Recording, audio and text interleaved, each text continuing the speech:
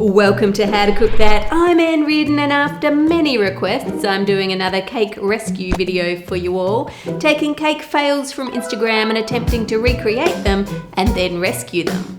Let's start with this one. Rebecca's mum made her this cake for her 40th birthday. I actually love the colours in this cake, so the question is, where did it all go wrong?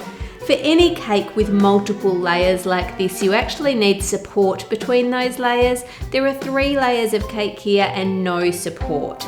Let me try and recreate what's going on here with green cake, then a vanilla cake, then more green cake, and then lots of pink frosting all over the top.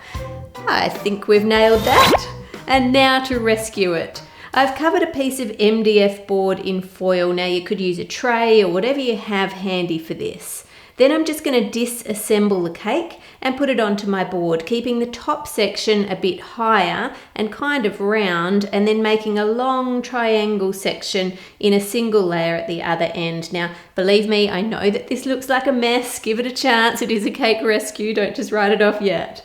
Put some compound white chocolate into a bowl and add a couple of squares of dark chocolate to colour that and melt it in the microwave. You could use real chocolate here, but I've used compound to make it simpler for you so you don't have to temper it. Put some baking paper under one side of the cake and spread some of that melted chocolate in a thin layer over the top. Let it firm up a little bit and then wrap it around the triangle part of the cake. Put that whole thing in the fridge for about 5 minutes, or you could leave it on the bench for about 10, and then peel off the baking paper. Now you want to repeat that on the other side, shaping it just how you want it to sit. And then peel that off once it's set. And you can see how the chocolate has taken on the shape of the paper here.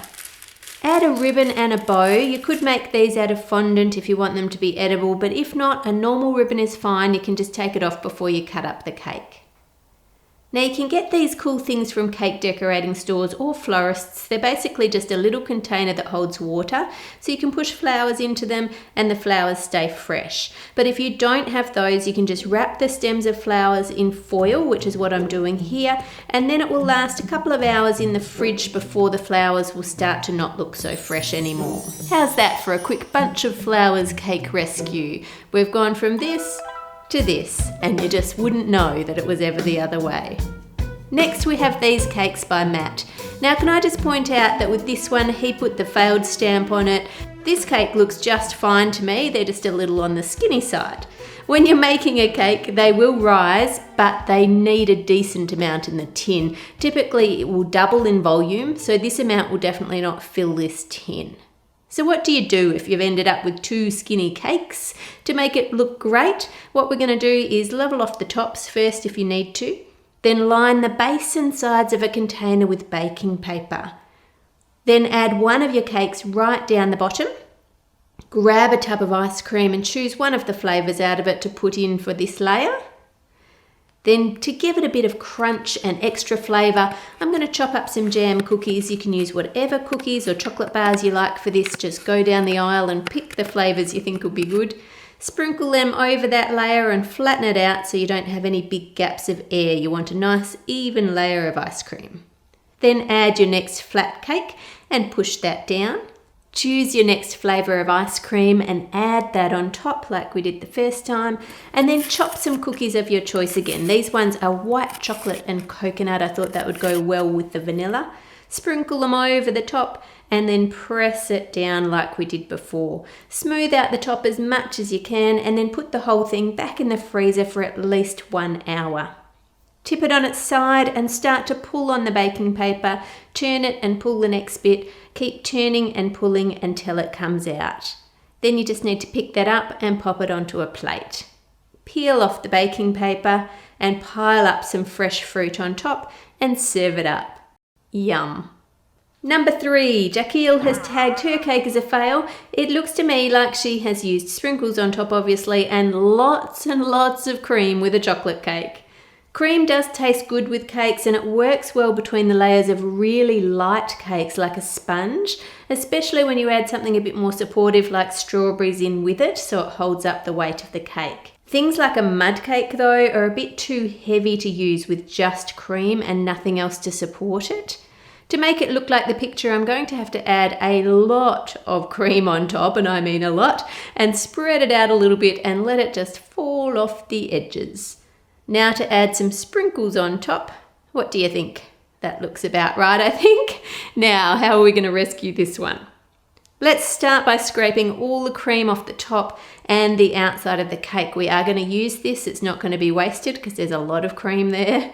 Pop some gelatin sheets into some water to soften, and take some chocolate and pour over some hot milk over the top. Now I am putting recipe quantities for all of this on my howtocookthat.net website for you. If you need to rescue a cake, all the details will be there for you.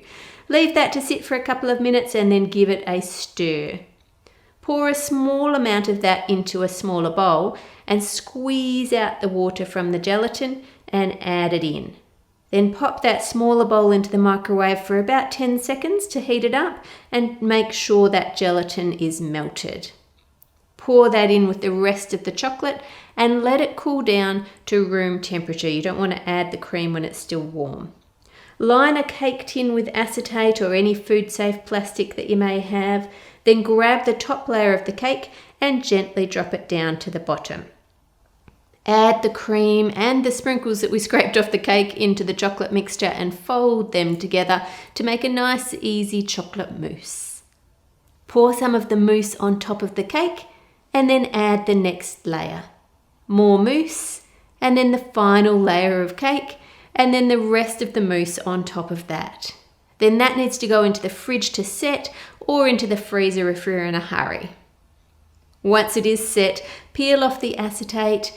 Add a small amount of whipped cream on top, not too much because you know what happens if you do that. And because this is a birthday cake, why not add some chocolate on top too? As always, you can eat a cake fail just as it is, but if you're in tears and you wanted it to look pretty, then try one of these rescues or one of the other ones in the first cake rescue video that I did. Subscribe to How to Cook That for more videos. With thanks to my patrons for all of your wonderful support. I couldn't do it without you. Click here to watch more of my videos. Make it a great week, and I'll see you on Friday.